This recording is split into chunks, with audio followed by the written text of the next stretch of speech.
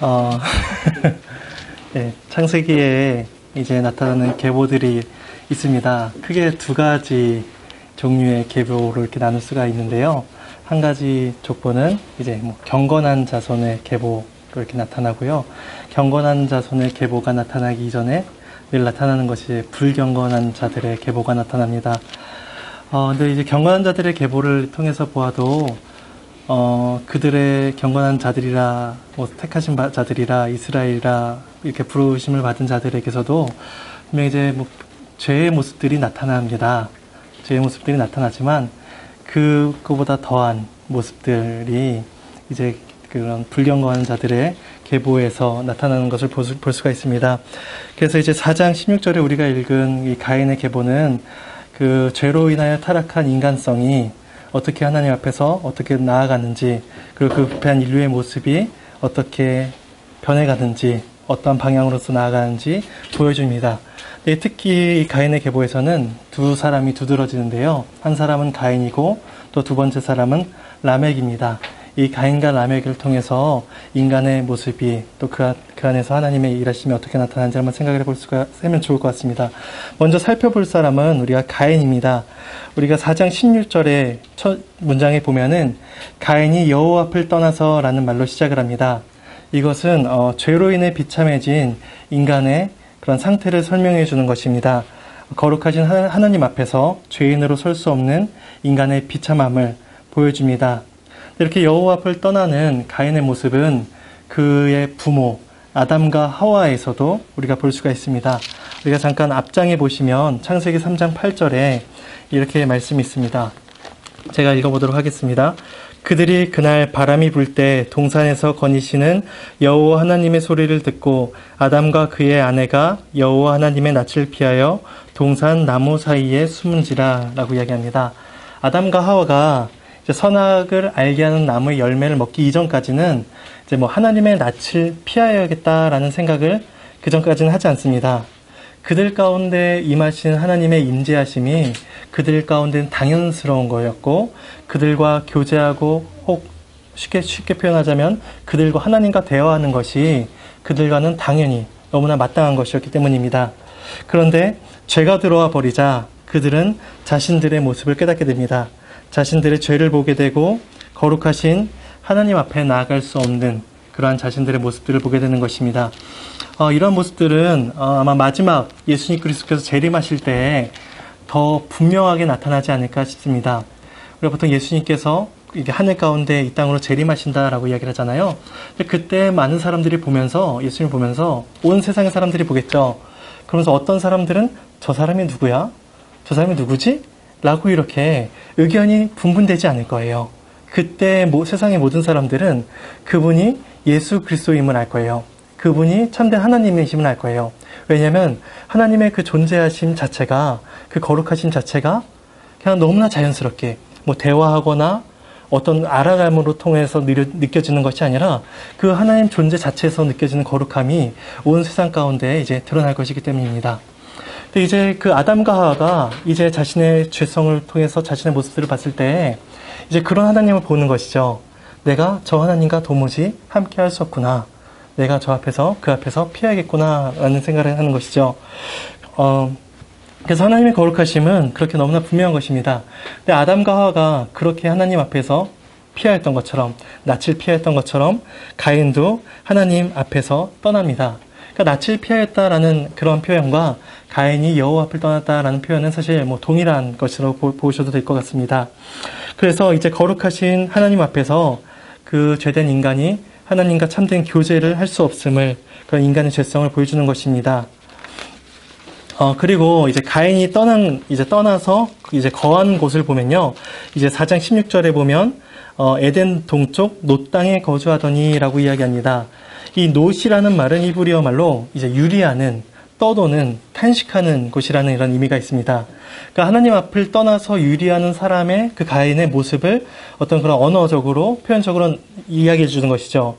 가인이 주 앞에서 떠나서 유리하며 방황하는 것. 그건 사실 그 창세기 우리가 읽은 16절 앞에서 13절, 14절, 15절에서 하나님께서 가인에게 명하시는, 벌하시는 그 벌의 한 결과이기도 하죠. 내가 이제 이 땅을 유리하리라. 내가 피해 다니리라라고 하나님께서 명하시죠. 근데 이제 그렇게 정착하지 못하고 계속해서 떠돌아다니는 삶, 그것이 이제 가인의 그런 삶인 것입니다. 근데 우리는 이제 성도들을 향해서도, 이 땅에 살아가는 그리스도인들을 향해서도 이제 나그네라는 표현들을 쓰죠. 나그네, 뭐 이런 용어들이 이제 우리 가운데 이제 많이 사용이 되고 있는데, 그런 나그네와는 좀 다른 의미가 있죠. 성도들이 나그네라는 의미는 뭐죠?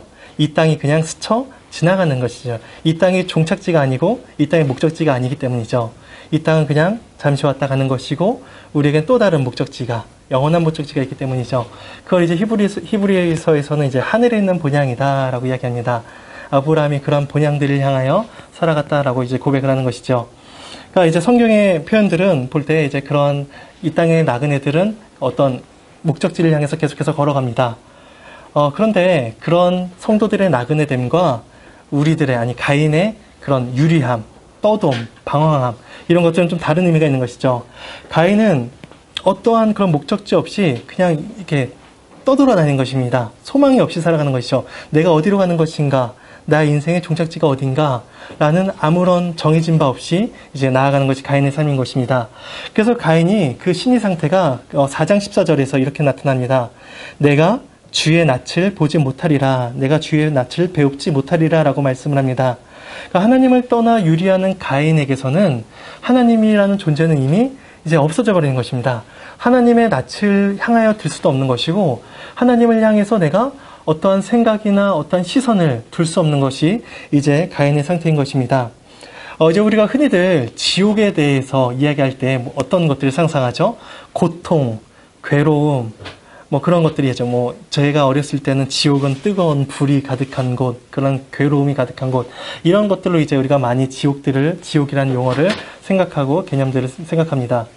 그런데 이제 어떤 신학자들은 그 지옥에 대해서 이렇게 얘기합니다. 지옥이 우리에게 주는 가장 큰 고통은 하나님과의 완벽한 단절이다라고 이야기합니다.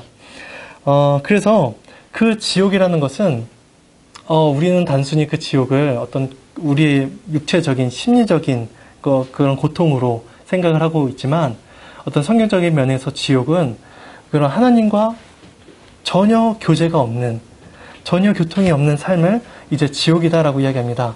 제가 이것을 사실 우리가 조금 쉽게 받아들이지가 않잖아요. 왜냐하면 우리는 말씀 없이도, 기도 없이도 얼마든지 하루하루를 잘 살아가는 게 사실 우리잖아요. 하나님과 교제 안 하고, 그러니까 하나님의 말씀을 묵상하지 않고 살아가는 게 사실 우리한테 너무나 익숙한 일인지라, 하나님과의 관계의 단절이, 완벽한 단절이 우리에게 지옥이다라는 이 의미를 제가 너무 고민을 했어요. 어떤 비유를 들어야 그 의미가 더 우리에게 잘 느껴질까? 찾다가 못 찾았습니다. 그런 의미는 아마 목사님께서 나중에 더 풍성하게 말씀해 주시지 않을까 싶은데, 어쨌든 성경에서는 하나님과 우리가 어떠한 그런 교제할 수 없음을, 이제 그런 소망 없음을 지옥이다라고 이야기합니다. 근데 가인이 그렇게 유리하였다라는 것은 그냥 정처 없이 떠돌아다니는 삶이 아니라, 나그네처럼 그냥 이렇게 왔다 갔다 하는 삶이 아니라, 그냥 자기의 인생의 그런 소망이, 인생이 완전 끊어져 버린 그런 삶을 이제 가인이 살아가는 것입니다. 근데 이렇게 하나님 앞을 떠나서 유리하는 가인의 계보를 보면은 한 가지 중요한 사실을 보게 됩니다. 16절에서 가인이 여호와 앞을 떠나서 에덴 동쪽 놋 땅에 거주하더니라는 이 구절, 이 말씀을 끝으로 해서 4장 25절에 이제 셋이라 이름하는 자손이 나타나죠. 근데 그 경건한 혈통인 셋과 에노스에 대한 언급이 나타나기 이전까지, 그러니까 17절부터 24절까지 가인의 계보에서 언급되지 않는 것이 하나가 있습니다. 한 표현이 있습니다. 그것이 뭘까요? 맞춰보세요. 바로 하나님입니다. 가인의 계보에서 이렇게 찾아보아도 나타나지 않는, 언급되지 않는 이름이 있다면 하나님에 대한 언급입니다. 하나님에 대한 명칭이나 하나님에 대한 어떤 고백이 전혀 나타나지가 않습니다. 그런데 이제 아담과 하와를 또 비교해서 생각을 해보죠. 가인의 부모인 아담과 하와가 하나님 앞에서 그런 죄를 지었을 때 어떻게 나타나죠? 4장 1절에 보면 이제 한번 볼까요? 같이 읽어보겠습니다. 4장 1절에요. 함께 읽겠습니다. 아담이 그의 아내 하와와 동침하매 하와가 임신하여 가인을 낳고 이르되 내가 여호와로 말미암아 득남하였다 하니라. 네, 그리고 뒷절에 보시면 4장 25절에 가면요. 한번 읽어보겠습니다. 아담이 다시 자기 아내와 동침하매 그가 아들을 낳아 그의 이름을 이는 하나님이 내게 가인이 주인 아기 대신에 다른 씨를 주셨다 함이며, 예, 아담과 하와가 죄를 짓고 나서 이제 가인을 낳죠. 그리고 또 이후에 셋을 낳습니다. 그 에덴 동산에서 쫓겨나서 하나님의 낯을 피하여 살아가려고 했던 그 아담과 하와에게서 자녀를 낳았을 때 어떤 고백이 나타나죠? 이 자녀가 내가 여호와로 말미암아 득남하였다라고 이야기합니다. 하나님이 가인이 죽인 아벨 대신에 나에게 다른 씨를 주셨다라고 이야기합니다. 그러니까 아담과 하와에게서는 그래도 하나님에 대한 의식이 계속해서 나타납니다. 그런 하나님에 대한 의식은 이제 계속 창세기를 계속 보면 나타나는데요. 창세기 29장, 30장 이렇게 가면은, 야곱의 두 아내가 나타납니다. 레아, 라헬. 되게 이야기가 흥미롭게 진행이 되죠. 그 두 여인은 서로 이제 아기를 낳으려 하고, 그러다 보니까 또 여종을 통해서 이렇게 아기들을 낳으려고 합니다. 그래서 12명의 아이를 낳죠. 근데 그때조차도 그렇게 서로 자매 간에 그렇게 피 튀기는 어떤 경쟁심 가운데서도 자녀를 낳으면 고백은 하나님께서 나에게 위로를 주셨다. 그래서 하나님을 찬양하리로다. 하나님께 고백하리로다. 이런 고백들을 그들에게서도 계속해서 나타납니다. 그런데 가인의 계보에서는 그러한 고백이 전혀 나타나지가 않고 있습니다. 오히려 하나님이 계셔야 될 그 자리를 다른 것들이 이렇게 자리를 점점 차지해갑니다. 그것이 뭘까요? 그것은 바로 물질이고 그것은 바로 권력입니다. 가인에게 있어서 하나님을 있어야 할 그 자리에 있는 것은 물질과 권력이었습니다. 그리고 그것은 성입니다. 성. 가인이 하나님 앞을 떠나서 자녀를 낳습니다. 그 자녀의 이름이 뭐죠? 에녹입니다. 그리고 또 성을 쌓아요. 그 성의 이름을 뭘로 하죠? 에녹성이라고 합니다. 아마 추측하기는 이 가인이 성을 쌓고 그 성을 이제 그 아들에게 물려주지 않았을까 이제 추측을 합니다. 근데 에녹이 그 성을 왜 쌓았을까요? 가인이 성을 쌓은 두 가지 이유를 우리가 생각을 해볼 수가 있습니다. 첫 번째 성을 쌓은 이유는 불순종 때문입니다. 하나님께서 범죄한 가인에게 무엇을 명하셨죠? 4장 14절에 보시면 네가 이제 13절이죠. 내가 밭을 갈아도 땅이 다시는 그 효력을 내게 주지 아니할 것이요 너는 땅에서 피하며 유리하는 자가 되리라 라고 4장 12절에서 하나님께서 명하셨습니다. 그 살인한 자로서 정착하지 못하고 피하다니는 삶이다 라고 참된 안식이 없는 삶이다 라고 하나님께서 명하셨습니다. 그러니까 음식을 먹고 어떤 자녀를 낳고 어떤 생활을 하면서도 그런 두려움 가운데 살아가는 인생인 것이죠. 그래서 가인이 이렇게 14절에 보면, 4장 14절에 보면 이렇게 또 하나님께 말씀을 합니다. 나를 만나는 자마다 나를 죽이겠나이다 라는 두려움을 표시합니다. 그 가인이 이제 자기가 유리해야 될 삶의 형편에 대해서 아는 것이죠. 내가 이렇게 떠돌아다니다가 어느 한순간에 죽고 말겠구나. 누구에게 죽임을 당하겠구나. 라는 생각을 이제 은연중에 공포심을 가지고 있는 것이죠. 그래서 하나님께 이제 아뢰는 것이죠. 하나님, 제가 그러다 죽임을 당할 것 같아요. 라고 이야기했죠. 하나님께서 그에게 또 은총을 베푸시죠. 어떤 표를 주십니다. 그 표가 어떠한 형식의 표인지는 알지 못하지만 어쨌든 다른 사람들이 봤을 때 그를 죽일 수 없는, 가인을 해할 수 없는 표를 주십니다. 그래서 하나님께서 가인을 죽이는 자에게는 벌이 7배로다 라고 이런 말씀을 하시죠. 그러니 이제 가인은 어쨌든 자신의 인생이 그렇게 떠돌아다니는 인생인데 그 인생이 결국 하나님께서 명하신 인생이잖아요. 하나님의 형벌이잖아요. 그러니까 그 형벌에 대해 순종할 수밖에 없는 것이 또 가인의 인생이었어요.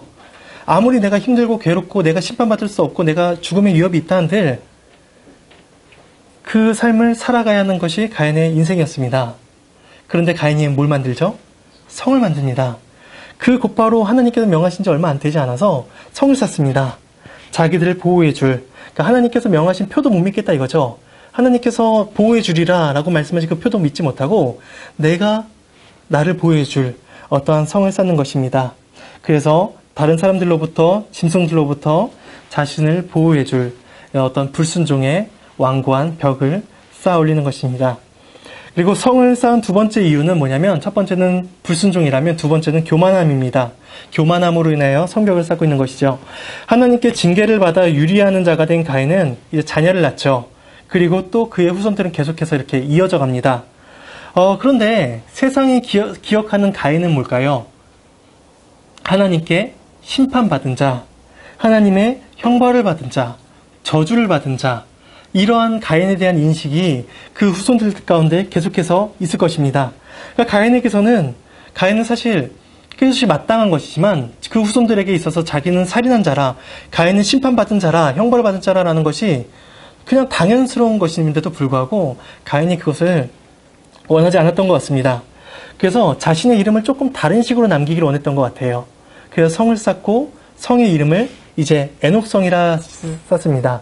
근데 이 주석학자들은 여기에 대해서 왜 그런 가인성으로 쌓지 않고 명하지 않고 왜 그의 아들 에녹성으로 쌓았을까라고 이야기를 하는데요. 그 중에 하나가 이제 그래도 가인에게 일말의 조금의 죄의식은 있으니까 차마 자기의 이름을 못하고 그 자기의 아들 에녹의 이름으로 성을 쌓지 않았을까라고 이야기합니다. 그 개인의 집이 아닌 그 성벽이라는 개념은 성을 쌓고 마을 이루고 떠난 자기의 보호하는 그런 성벽이라는 개념은 그 이전에 나타나지가 않습니다. 가인이 처음으로 이렇게 만드는 것이죠. 이전에 알려지지 않은 방법으로 인해서 자기를 견고하게 하고 자신의 이름을 내기를 원하였습니다. 그 칼빈은 이러한 가인의 태도를 가리켜서 거만한 허영심이다라고 이야기합니다. 그러니까 하나님의 징계를 받아서 쫓겨난 가인이 이제는 하나님의 형벌에 대항해서 자기를 굳게 세우고자, 자기를 굳게 하고자 그렇게 했음을 알 수가 있는 것입니다. 근데 이렇게 성을 쌓아서 자기의 이름을 내고자 했던 그런 교만한 모습이 어디에 나타날까요? 창세기 11장에 나타납니다. 흔히들, 저도 그렇고, 저희가 어렸을 때 이제 흔히 바벨탑이라고 이야기하는 것은 그냥 하늘을 향해서 높은 이제 탑이다라고 많이들 생각을 했었습니다. 근데 이제 그 바벨이 쌓은 그 탑이 단순히 하나의 높은 기둥이 아니라 그들은 자기들의 이름을 내기 원했고 자기들의 어떤 견고함을 흩어지지 않기 위한 어떤 견고함을 쌓기 위해서 이제 한 마을을 쌓고 성을 만듭니다. 그래서 자신들의 이름을 내기 원했던 성, 자기들의 평안과 안녕을 위해서 지키려 원했던 나라. 바벨은 인간의 교만이 낳은 나라였고 인간의 허영심이 낳은 성이었습니다. 그런데 가인은 그러한 바벨의 사람들과 동일하게 자기의 이름을 내기를 원했고 자기의 안녕을 구하기를 원했던 것입니다. 가인은 이러한 불순종, 이러한 교만한 마음을 가지고 성을 쌓습니다. 마치 그 권력이, 세상의 힘이 자기를 보호해 줄 것이다 라고 생각을 한 것입니다. 그래서 더 이상 그에게 있어서 하나님의 존재는 이제 점점 사라지고 하나님의 자리에 이제 성이, 물질이, 권력이 그 자리를 대체하는 것입니다. 그래서 세상의 권력이 자기를 보호해 줄 것이라 라고 생각을 합니다. 세상의 물질이, 세상의 권력이 자신의 인생을 이끌어 줄 것이다 라고 생각을 합니다. 그래서 자신의 이름을 낼 수 있고 자신의 삶이 보호받을 것이다 라고 생각을 합니다. 우리 모든 이 세상을 살아가는 모든 사람들의 어떻게 보면 생각이고 인생이죠. 내가 조금 더 권력을 쌓으면, 내가 조금 더 어떤 명예와 돈이 있으면 세상으로부터 어떤 뚜렷한 목적지 없이 살아가는 인생 가운데 나를 붙들어 줄 것이다 라고 생각을 하는 것이 세상의 모든 사람들인 것입니다. 그러니까 가인에게서 이미 그러한 사람의 죄성이 나타나는 것이고 그러한 죄성이 지금도 여전히 계속해서 이어져 나타나는 것입니다. 그래서 이제 그 가인에게서는 하나님이라는 존재는 전혀 언급되지를 않고 있습니다. 그리고 또 그 가인의 그런 불순종, 가인의 죄성을 이어받는 자, 답습하는 자, 동일하게 그 본성을 받아들이는 자가 바로 누구냐면 라멕입니다. 라멕의 이야기는 19절에 이렇게 시작을 하는데요. 19절에서 이렇게 시작을 합니다. 라멕이 두 아내를 맞이하였다라고 말씀을 시작을 합니다. 아내를 맞이하는 것, 그리고 결혼을 하는 것은 이제 하나님을 떠나서, 부모님을 떠나서 이제 또 하나의 새로운 출발점이다라고 보통 사람들이 생각을 합니다. 그런데 그 출발이 어떻죠? 이미 그 출발점이 잘못되었습니다. 뭐가 잘못되었죠? 두 아내를 취합니다. 하나님께서는 이제 한 남자와 한 여인이 이제 둘이 합하여 하나가 되게 하셨습니다. 그것이 하나님께서 세우신 원칙이고 하나님께서 세우신 규칙입니다. 그런데 이제 시대가 지나면서 시간이 많이 흐르면 이렇게 라멕이 두 아내를 취하였습니다 라는 이런 성경의 표현들을 보면서 어느 순간 사람들이 아 그래서요? 그게 왜요? 라고 할 때가 오지 않을까 싶은 생각이 들어요. 왜냐면 이제 이틀 전인가요? 6월 26일에 이제 미국에서 이제 동성 결혼을 이제 전국적으로 합법화 시켰죠. 근데 이제 그런 성경에 반하는 일들이 이제 사회법적으로 이제 보호를 받고 인정을 받는 일들이 나타나는 것이죠. 그럼 이제 뭐 동성애도 인정을 받고 결혼도 인정을 받고 혹은 나중에 한 남자와 한 여자가 결혼하는 것도 이제 그 이상으로 한 남자가 여러 여자를 취하고 한 여자가 여러 남자를 취하는 것도 사회적으로 아무런 문제가 되지 않는 때가 또 언젠간 오지 않을까, 언젠간 사람들의 인식에서 당연스럽게 받아들여지지 않을까 이제 걱정이 되는 것이죠. 근데 라멕이 이제 하나님께 세우신 그런 원칙을 깨트립니다. 그런데 한 남자 한 여인의 그런 한 남자 한 여인의 연합을 깨트리는 것은 결국 성경은 음행이다라고 이야기합니다. 근데 그 음행은 결국 10계명에서 7계명인 간음하지 말라라는 계명을 결국은 깨트리는 것입니다. 근데 라멕이 죄를 짓는 사람을 보면요 한 죄만 짓지 않죠. 라멕이 이제 간음하지 말라, 음행하지 말라라는 하나님의 계명을 어겼을 때 또 다른 죄를 짓습니다. 뭘 짓죠? 6계명, 살인하지 말라라는 계명을 짓습니다. 그 23절을 보면 이렇게 이야기합니다. 라멕이 그 아내들에게 자신 있게 이야기합니다. 아다와 실라여 내 목소리를 들으라.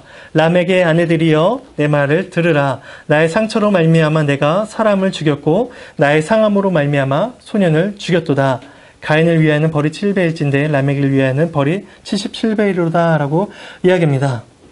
라멕이 자기가 사람을 죽인 거에 대해서 조금도 두려워하지 않아요.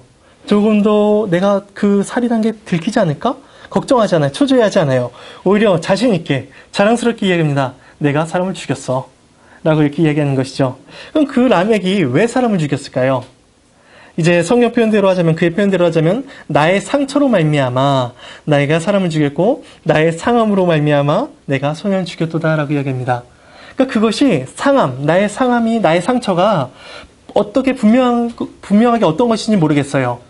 몸의 상처가 됐을 수도 있고요. 몸을 어떤 해하는 것일 수도 있고 어떤 마음의 상처가 될 수도 있습니다. 그런데 그 상처를 준 사람이 누구죠? 예, 소년입니다. 내가 사람을 죽였고 내가 소년을 죽였다 라고 이야기합니다. 이 사람과 소년이 다른 사람이 아니다라고 이제 추측합니다. 이제 좀 더 강조하기 위해서 이렇게 표현을 바꿔서 쓴다라고 이야기합니다. 결국 라멕을 죽인 건 누구죠? 소년입니다. 그럼 그 소년이, 그 어린 자가 라멕에게 육체적인 해를 가했다면 얼마나 해를 가했을까요? 혹 이제 사역들을 하다 보면, 아이들 사역들을 하다 보면 간혹가다 아이들이 이제 장난을 치죠. 근데 때론 그 아이들의 말이 상처가 될 때가 있어요. 물론 애들이 악한 마음은 아니라는 건 아는데 제가 연약해서 그런지 상처가 될 때가 종종 있죠. 그런데 라멕이 받았던 상처가 혹 그 소년에게 받았던 상처라면, 그냥 그 아이가 아무 생각 없이 한 말이 그에게 상처가 된 것이라면 그 상처가 얼마나 깊었을까요? 얼마나 해가 됐을까요? 그 인생에 얼마나 타격이 되었을까요? 별로 미치지 않았겠죠. 그런데 그 라멕이 그에 대한 반응을 어떻게 하죠? 그를 죽입니다. 그 사람의 생명을 아무렇지도 않게 해하는 것이죠. 라멕의 행동이 그러한 어떤 자기에게 나타나는 행동에 비해서 너무나 과격하게 나타납니다. 그래서 라멕이 그렇게 그 소년을 죽이고 나서 또 이렇게 이야기를 합니다. 가인을 위하여는 벌이 7배일진데 라멕을 위하여는 벌이 77배이로다 라고 이야기합니다. 이 가인을 위하여 벌을 7배나 받으리라 라는 말씀은 누가 한 말씀이죠?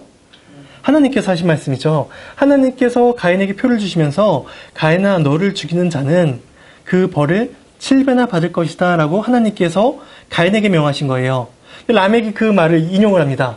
그러니까 그런 하나님께서 가인에게 명하신 그 말씀이 어쨌건 그들에게, 그 후손들에게 이어져 왔겠죠. 라멕을, 가인을 죽이는 자는 벌이 7배래 라는 말이 어쨌든 이어져 왔겠죠. 근데 그 라멕이 그 하나님의 말을 정말 기가 막히게 인용을 합니다. 가인을 위하여는 벌이 7배인데 나를 위하여는 77배다라고 이야기합니다. 그러니까 하나님의 보호를 받았던 가인이 그 가인을 해하는 자에게 벌이 7배로 임한다면 나를 해하는 자, 나를 상하게 하는 자는 그 보복을 어떻게 한다고요? 복수를 77배 난다고요. 그러니까 내가 조금 상처받았어. 내가 마음에 조금 해를 받았어. 그러면 그 결과가 어떻다고요? 77배예요. 그러니까 그런 행동이 과격하게 사람을 죽이는 것으로 나타나는 것이죠. 그러니까 하나님께서 보복하시는 것, 난 그것보다 더하게 보복할 거야. 나는 그것보다 더하게 사람들을 대할 거야 라고 그 라멕이 이야기하는 것입니다. 그러니까 사람을 죽이는 것이고 남을 용서하지 못하는 마음이 라멕의 인생에서 나타나는 것입니다. 그러니 이미 라멕의 삶에서 여러 가지 이렇게 하나님의 계명을 어기는 것들이 나타나는 것이죠. 살인하는 것, 간임하는 것, 다른 사람도 용서하지 못하고 미워하는 것, 이러한 그러한 죄의 부패한 모습들이 라멕에게서 계속해서 이렇게 나타나는 것입니다. 그런데 라멕 자손에게서 굉장히 훌륭한 또 자손들이 나와요. 훌륭한 이 아들들이 나와요. 어떤 아들들이죠? 20절부터 보면 이렇습니다. 아다는 야발을 낳았으니 그는 장막에 거주하며 가축을 치는 자의 조상이 되었고 그의 아우의 이름은 유발이니 그는 수금과 퉁소를 잡는 모든 자의 조상이 되었으며 실라는 두발가인을 낳았으니 그는 구리와 새로 여러 가지 기구를 만든 자요 두발가인의 누이는 나아마였다라고 이야기합니다. 라멕에게 그렇게 거칠고 거침없는 그런 하나님 앞에서 거칠 것 없이 살아가는 라멕에게서 굉장히 문화적으로 훌륭한 사람이 나타납니다. 어떤 사람들이죠? 가축을 치는 자의 조상이라 이야기합니다. 수금과 퉁소를 잡는 자의 조상이라 라고 이야기하죠. 구리와 쇠로 여러 가지 기구를 만든 자의 조상이다 라고 이야기합니다. 그러니까 뭐 조상이라고 이야기한다면 결국은 그들에게서 모축과 그런 쇠로 만드는 기구와 어떤 악기를 만드는 그러한 모든 기원들이 그들에게서 시작이 되었다라고 생각할 수가 있겠죠. 문화적으로 보면 어떻죠? 목축 어떤 그런 삶의 윤택을 만들어주는 것이죠. 예술이 발달하는 것이고요. 쇠와 어떤 기구들을 만드는 것은 점점 뭐 견고한 그런 기구들을 만드는 것이죠. 그러한 그 일반 은총이 그렇게 부패한 자들의 그 족보 가운데, 계복 가운데서도 나타납니다. 그러니까 우리가 믿지 않는 사람들을 보면 어떡하죠? 굉장히 훌륭한 사람들이 있죠. 하나님을 믿지 않는데, 굉장히 똑똑해요. 굉장히 유능해요. 그런데 그들에게서 그런 하나님의 역사가, 이 일반 사회의 역사가 어떻게 세워져 나가고 또 흘러나가고 이렇습니다. 그런데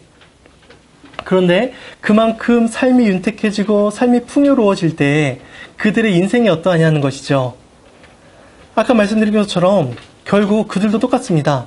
가인의 계보에서 나타나는 그들의 일생은 좀 더 풍요로울지 모릅니다. 좀 더 윤택할지 모릅니다. 그런데 동일하게 가인과 동일하게 라멕과 동일하게 하나님은 전혀 찾아볼 수가 없습니다. 그러니까 삶은 윤택해지는데 하나님은 없는 삶, 삶은 너무나 풍요로운데 하나님 없이 너무나 잘 돌아가는 삶, 이것이 어떻게 보면 세상의 아이러니죠. 근데 그것이 인생의 또 아이러니이자 또 인생의 근본적인 문제이고 인생에 해결할 수 없는 문제임을 성경이 이야기합니다. 근데 이 가인의 계보, 창세기 4장은 그렇게 가인의 계보로 끝을 내질 않습니다. 아담과 하와를 다시 언급합니다. 그러면서 아벨 대신에 다른 씨를 주셨다라고 이야기합니다. 그리고 그때 비로소 여호와 이름을 부르는 자들이 나타났다라고 이야기합니다. 아담과 하와가 그 아벨을 대신하여 이제 또 다른 자녀를 계속 낳았겠죠. 근데 그 낳은 자 중에 셋이라는 자녀가 있었고, 셋이 또 에노스라는 이제 자녀를 낳습니다. 근데 그 에노스라는 자녀가 나타났을 때 그때야 비로소 사람들이 여호와 이름을 부르고 찾았다라고 이야기합니다. 이제 학자들은 이제 여호와 이름을 부르는 것을 이제 하나님을 예배하였다라고 이야기합니다. 그러니까 그 이전까지는 비로소 하나님을 예배하였다, 비로소 하나님을 찾았다라는 이야기는 뭐죠? 그 이전까지, 에노스 이전까지는 하나님을 결코 찾지 않는 것이에요. 하나님을 결코 예배하지 않는 것이고 그냥 그렇게 하나님 없이 살아가는 삶이 너무나 마땅한 것이 그 모든 사람들의 삶인 것입니다. 그런데 왜 그들 가운데 하나님을 떠난 자, 유리하며 살아가는 자, 죄 가운데 죽어 마땅한 자, 인생의 안식이 없이 그냥 초조하게 두렵게 그렇게 살아가는 인생들 가운데에서 왜 하나님을 부르는 자들이 나타날까요? 왜 하나님을 찾는 자들이 나타날까요? 왜 하나님을 예배한 자들이 나타날까요? 이사야 62장 4절에 보면 이렇게 말씀을 합니다. 제가 읽겠습니다. 이사야 62장 4절에 보면 다시는 너를 버림받은 자라 부르지 아니하며 다시는 내 땅을 황무지라 부르지 아니하고 오직 너를 헵시바라 하며 내 땅을 삘라라 하리니 이는 여호와께서 너를 기뻐하실 것이며 내 땅이 결혼한 것처럼 될 것임이라 라고 이야기합니다. 하나님께서 버림받은 자, 버림받은 이스라엘을 다시 이렇게 부르십니다. 그러면서 말씀하시기를 너를 다시는 버림받은 자라, 너를 다시는 황무한 자라, 황무한 땅이라 라고 이야기하지 않을 거야, 부르지 않겠다라고 말씀하시죠. 그리고 나서 이제 헵시바라, 뷸라라 라고 이야기합니다. 헵시바는 이제 뜻이 나의 기쁨이 너에게 있다. 뷸라는 네가 결혼한 자라라고 이야기합니다. 하나님께서 이스라엘을 향해서 나의 기쁨이 너에게 있고 내가 너희들 가운데 함께 결혼하겠다. 내가 너희들 가운데 혼인하고 연합하겠다라고 하나님께서 말씀하시는 것입니다. 그 다음에 이 일들이 죽어가는 사람들의 역사가 왜 하나님을 떠나서 살아가는 그 사람들의 역사가 왜 다시 하나님께로 돌이킬까요? 왜 하나님께 다시 품어주실까요? 왜 황무지같이 말라 죽어야 될 자들 하나님께 다시 품으시며 너를 나의 신부라 나와 함께한 자라 이렇게 품어주실까요? 그 일이 바로 이제 예수 그리스도 안에서 완성이 됩니다. 마태복음 1장 23절에 보면 이렇게 말씀을 합니다. 마태복음 1장 23절에 이사야 7장 14절의 말씀을 인용하면서 예수 그리스도에 대해서 이렇게 말씀을 합니다. 보라 처녀가 잉태하여 아들을 낳을 것이요 그의 이름을 임마누엘이라 하리라 하셨으니 이를 번역한즉 하나님이 우리와 함께 계시다 함이라 라고 이야기합니다.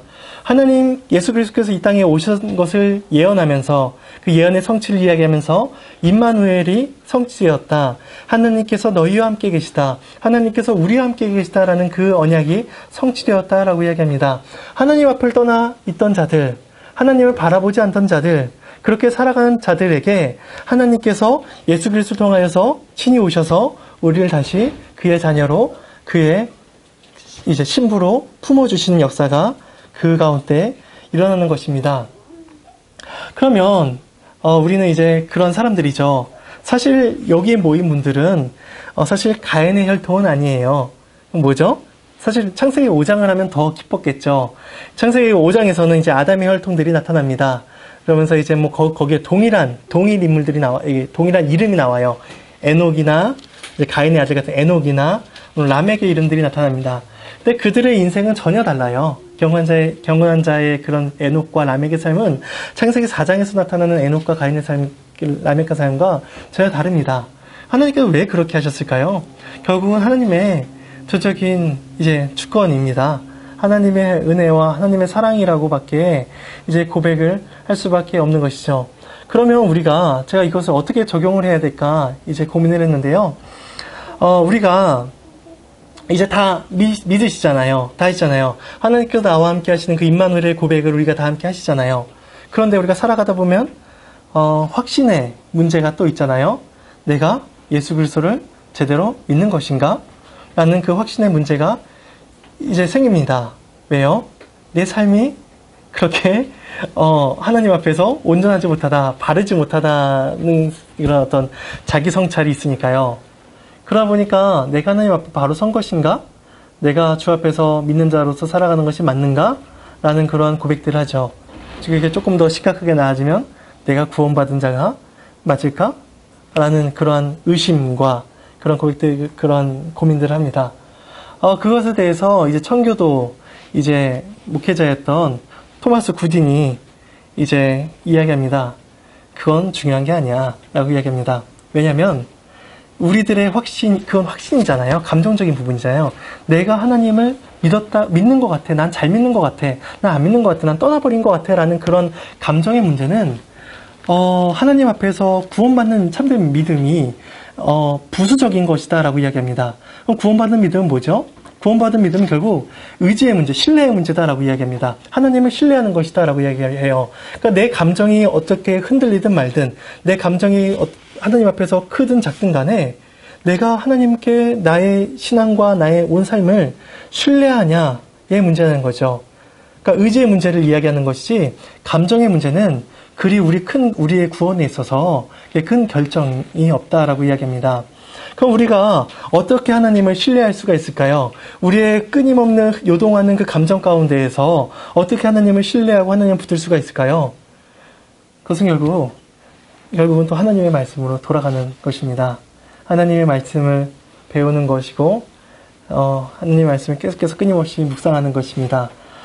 저는 사실 열매 맺는 교회를 너무 부러워요.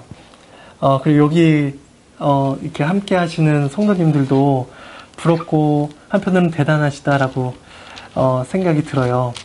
뭐, 교회 형편이 어떨지 모르겠지만, 어쨌든, 개척교회잖아요. 그러면은 그 짐들을 골고루 지시는 거잖아요. 나는 그래도 짐을 질 거야 라는 마음으로 오신 거잖아요. 저는 굉장히 대단하시다는 생각이 들어요. 그리고 저는 한편으로 아쉬운 건 뭐냐면, 나도 예전에 신학을 하기 이전에, 아니 신학을 하길 그 첫 걸음을 떼질 때에 이런 교회, 이런 목사님을 만났으면 얼마나 복됐을까라는 진짜 아쉬움이 있어요. 제가 청년의 때에 이런 교회를 만나지 못한 것은 늘 언제나 아쉽습니다. 그러니까 그런 면에서 여기 계신 분들은 한편으로는 대단하신 분들이고 한편으로는 굉장히 복된 분들이에요. 그 하나님의 말씀대로 전하고자 가르치고자 본인의 모든 시간과 힘과 모든 에너지들을 다 이제 그 가르치는데 말씀을 바르게 전하는데 애쓰시잖아요. 그것이 결국은 한 목사님의 담임 목사님의 방향이 결국은 교회 방향이잖아요. 교회 방향이 결국 곧 성도님들의 방향이잖아요. 그러니까 여러분들은 굉장히 이제 복된 삶이죠. 그럼 여러분들 이제 그 확신의 문제에서 흔들리지 아니하고 그 목사님을 통하여서 교회를 통하여서 주어지는 말씀인 양식들을 계속해서 배우고 답습하고 삶의 양식들로 이렇게 쌓아나갈 때에 그 구원의 기쁨이 훨씬 더 큰 거죠. 그리고 가인의 그러한 혈통에서 나타나는 그런 죄성이 아니라 하나님의 이름을 부르는 그러한 역사의 기쁨이 우리의 삶 가운데 이렇게 좀 더 풍요롭게 우리가 누릴 수가 있는 것이죠. 그러한 복된 삶을 이 교회를 예수 그리스도의 몸된 교회, 열매 맺는 교회를 통하여서 정말 풍요롭게 누리는 그런 모든 성도님들이 되시기를 바랍니다. 네, 기도하겠습니다.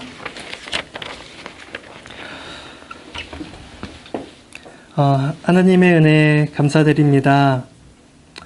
가인의 그 계보를 볼 때 우리들의 어찌할 수 없는 연약하고 타락하고 완고한 우리들의 죄성을 바라보게 됩니다. 우리들의 인생 가운데서는 결코 하나님을 찾지 아니하고 결코 하나님과 함께하지 아니하고 결코 하나님을 바라지 아니하는 인생인데 하나님께서 예수 그리스도를 통하여서 우리를 다시 부르시고 우리를 다시 가까이 하시고 우리를 주의 자녀 주의 신부로 불러주신 그 은혜에 대하여 감사합니다. 우리가 이 시간 그 은혜에 감사하며 또 주일에 나와서 하나님의 말씀을 듣고 찬양과 기도와 고백 가운데 나아가는데 우리가 이 몸된 교회를 통하여서 그 말씀의 양식을 풍요로이 누릴 수 있도록 하나님 아버지 도와주시옵소서. 우리들의 인생이 하나님 없이는 소망이 없는 삶임을 기억하며 또 하나님의 말씀의 양식이 없이는 기근이 있으며 또 핍절한 인생을 기억하며 우리가 이 교회를 통하여서 말씀의 양식을 풍족히 풍요를 누릴 수 있는 모든 성도들이 될 수 있도록 우리 가운데 은혜를 더하여 주시옵소서. 감사드리며 예수 그리스도의 이름으로 기도드립니다. 아멘.